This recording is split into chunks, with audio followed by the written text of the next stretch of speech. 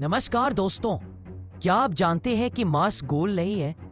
हाँ, सौर मंडल के बाकी सारे रॉकी प्लैनेट्स जैसे अर्थ, वीनस और मरकरी लगभग गोल आकार के हैं, लेकिन मार्स वो असली में एक रग्बी बॉल की तरह दिखता है।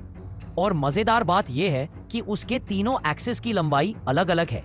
यानी मार्स किसी परफेक्ट गोल प्लैनेट की तरह नहीं, बल्कि एक टेढ़ा मेढ़ा लाल पत्थर है। तो सवाल ये उठता है, क्यों मार्स गोल नहीं है और इस अजीब आकार ने उसके इतिहास और वहां लाइफ की संभावना पर क्या असर डाला? चलिए आज 5 मिनट की इस रोमांचक यात्रा में जानते हैं मार्स की शेप, उसके राज और उससे जुड़ी कहानियां।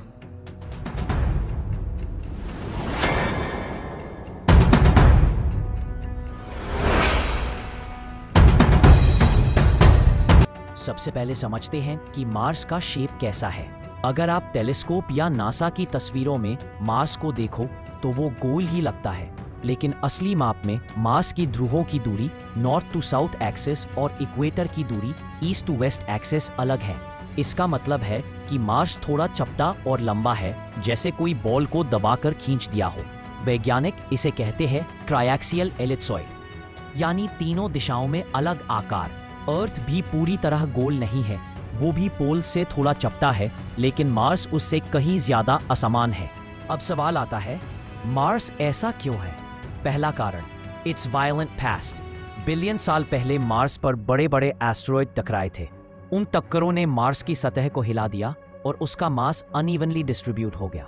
यही वजह है कि मार्स का शेप परफेक्ट स्फीयर से बिगड़ गया। दूसरा कारण, ओलिम्पस मॉन्स और थार्सिस रीजन। मार्स पर सौर मंडल का सबसे बड़ा वोल्केनो है ओलिम्पस मॉन्स, जो माउंट एवरेस्ट से 3 गुना ऊंचा है। सोचिए, इतनी बड़ी पहाड़ी जब एक तरफ खड़ी हो तो प्लैनेट का बैलेंस कैसा बिगड़ेगा? थार्सिस रीजन के ये विशाल वोल्केनोस ने मार्स को और भी असमान शेप दे दिया। तीसरा कारण, इट्स रोटेशन। मार्स की रोटेशन अर्थ जैसी स्मूथ नहीं है। ये अनइवन ग्रेविटी फील्ड्स की वजह से प्लैनेट की सतह पर स्ट्रेस डालती है, जिससे उसका परफेक्ट राउंडनेस टूट जाता है। अब सोचिए, अगर हम 4 बिलियन साल पहले मार्स पर खड़े होते तो वहां नदियां बह रही होती, झीलें होती और शायद लाइफ भी।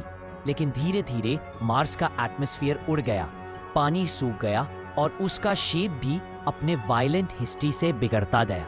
कुछ वैज्ञानिक मानते हैं कि अगर मार्स परफेक्टली राउंड होता तो उसका मैग्नेटिक फील्ड स्ट्रॉन्ग रहता और शायद आज भी वहां लाइफ होती। यानी उसका रग्बी बॉल जैसा शेप इनडायरेक्टली उसकी बैरन हालत के लिए जिम्मेदार है। मार्स के इक्वेटर और पोल्स के रेडियस में करीब 20 किलोमीटर का अंतर है। ओलिम्पस मॉन्स अकेला वोल्केनो इतना बड़ा है कि उसने मार्स का शेप परमानेंटली बदल दिया। मार्स का अनइवन शेप ही उसकी ऑर्बिट और रोटेशन को अनस्टेबल बनाता है, जिससे उसका क्लाइमेट बदलता रहता है।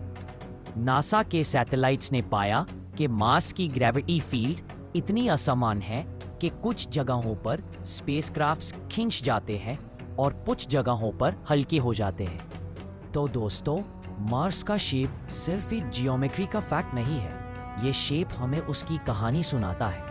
एक छोटे से प्लैनेट की जिसने कभी नदियां और झीलें देखी, लेकिन आज एक वीरान रेगिस्तान है। क्या उसकी ये रग्बी बॉल जैसी पहचान उसकी तबाही की वजह बनी? और अगर हम फ्यूचर में मार्स पर कॉलोनी बनाएंगे तो क्या ये अजीब शेप हमें परेशान करेगा? आपको क्या लगता है, मार्स का अतीत अगर थोड़ा अलग होता तो क्या आज वहां लाइफ होती? कमेंट में जरूर बताइए। अगर कहानी पसंद आई हो तो वीडियो को लाइक करें, शेयर करें और चैनल को सब्सक्राइब करना न भूलें, क्योंकि हर फैक्ट के पीछे छुपी होती है एक कहानी।